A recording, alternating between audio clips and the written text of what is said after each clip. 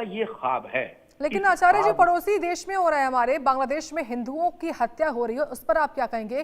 क्या इसका फायदा, एक तरीके से मैं कहूं, क्योंकि लगातार पश्चिम बंगाल में चुनाव भी होने हैं, क्या आपको लगता है जो ममता बनर्जी की ओर से भी तमाम तरह की बातें कही जाती हैं बांग्लादेश में हिंदुओं पर हो रही हत्या को लेकर, इसका फायदा मिलेगा आगामी चुनाव में? साक्षी, भारत का जो विपक्ष है ये इतना नीचे गिर चुका है कि बांग्लादेश में हिंदुओं को गाजर मूली की तरह काटा जा रहा है, जिंदा जलाया जा रहा है। इसके बावजूद भारत के विपक्ष का कोई नेता ये नहीं कहता कि बांग्लादेश में हिंदुओं पर अत्याचार हो रहा है। ये हिंदू शब्द का प्रयोग नहीं करता। आप विपक्ष के नेताओं के स्टेटमेंट्स, ट्वीट्स और इंटरव्यू उठा के देखिएगा, वो ये कहते हैं साहब वहां अल्पसंख्यकों पर अत्याचार हो रहा है। हिंदू शब्द नहीं कहना चाहते।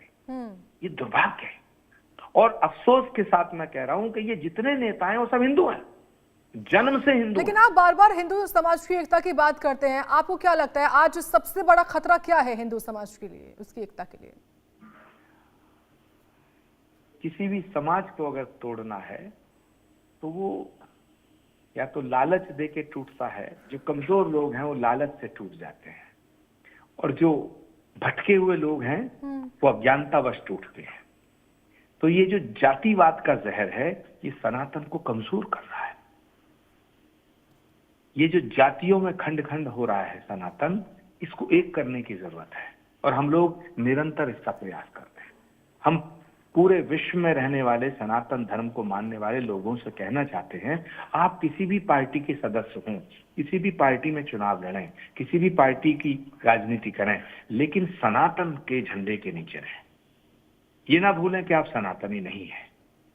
आप कहीं भी रहिए लेकिन सनातन, सत्य सनातन सर्वदा। जो सत्य है वही शाश्वत है, जो शाश्वत है वही सनातन है। पूरी दुनिया में अगर कोई धर्म है तो वो सिर्फ सनातन है, बाकी सब मत हैं, मतांतर हैं। लेकिन आचार्य प्रमोद जी, एक सवाल मेरा आपसे ये भी होगा, मैं आपको रोक रही हूँ, धर्म और राजनीति का मेल देश के लिए जरूरी है या खतरनाक है? आप खुद को क्योंकि संत मानते हैं या फिर राजनीतिक व्यक्ति मानते हैं, आपकी प्राथमिक पहचान क्या है, ये भी लोग समझना चाहते हैं। साक्षी, ये बेहुदा सवाल है, ये सवाल ही बेतुका है, वाहियात सवाल है। डॉक्टर राजनीति कर सकता है, वकील राजनीति कर सकता है, मास्टर राजनीति कर सकता है, पत्रकार राजनीति कर सकता है, किसान राजनीति कर सकता है, शराब का माफिया राजनीति कर सकता है, चोर डाकू लुच्चे लफंगे सब राजनीति कर सकते हैं, झूठे लोग राजनीति कर सकते हैं। साधु राजनीति कर ले तो पाप हो जाएगा। तो जिस तरह डॉक्टर जब राजनीति में आता है वो डॉक्टर रहता है, एडवोकेट रहता है। देश के कितने कितने बड़े वकील कानून मंत्री रहे हैं, देश के कितने कितने बड़े वकील आज भी राजनीति में है, देश के डॉक्टर राजनीति में है। तो मैं चाहता हूं कि राष्ट्र के प्रति जो समर्पित हो, जो साधु राष्ट्र की चिंता करता है, मैं सच्चा साधु उसी को मानता हूं।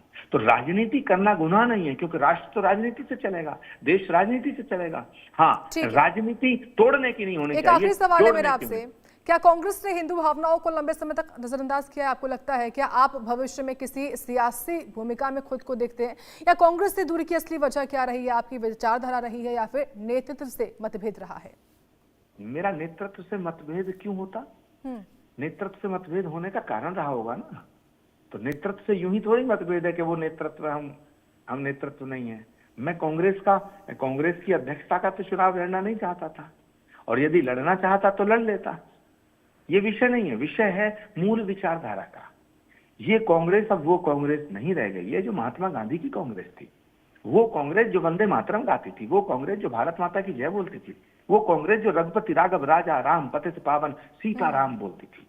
ये कांग्रेस तो महात्मा गांधी के रास्ते से हट के मोहम्मद अली जिन्ना के रास्ते पे पहुंच गई। इसलिए मतभेद हुआ, जो राम का नहीं, जो राष्ट्र का नहीं, और राम और राष्ट्र पे समझौता नहीं किया जा सकता है। तो कांग्रेस के कुछ नेताओं ने कांग्रेस पर कब्जा कर लिया है। ये वो लोग हैं जो इस देश के साथ न्याय नहीं कर रहे हैं। ये वो लोग हैं जो एक और नया पाकिस्तान इस देश में बनाना चाहते हैं। ये वो लोग हैं जो भारत को बांग्लादेश बनाना चाहते हैं। मुझे इनका विरोध करता हूं मैं, और मैं इनका विरोध करता रहूंगा। श्री कल्की धाम का निर्माण चल रहा है। मैं किसी राजनीतिक दल का सदस्य नहीं हूं, लेकिन जब बात राष्ट्र की आएगी, जब बात राम पे आएगी, जब बात सनातन पे आएगी, तो मैं बोलूंगा। आचार्य जी, कैसा होगा हिंदू राष्ट्र? कैसा होगा हिंदू राष्ट्र? भारत तो सनातन राष्ट्र है। भारत सनातन राष्ट्र है, इसका नाम है हिंदुस्तान। ये अपभ्रंश है, ये ठीक शब्द नहीं है।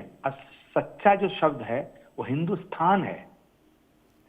हिंदुस्तान को हिंदुस्तान कह दिया।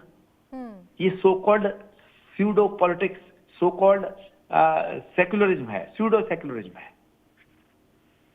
इसका नाम तो हिंदुस्तान है।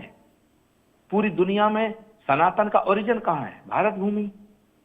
ठीक है, क्योंकि वक्त की कमी है। आचार्य प्रमोद कृष्णम जी, आपका बहुत धन्यवाद जुड़ने के लिए और अपनी बात रखने के लिए इंडिया न्यूज के साथ।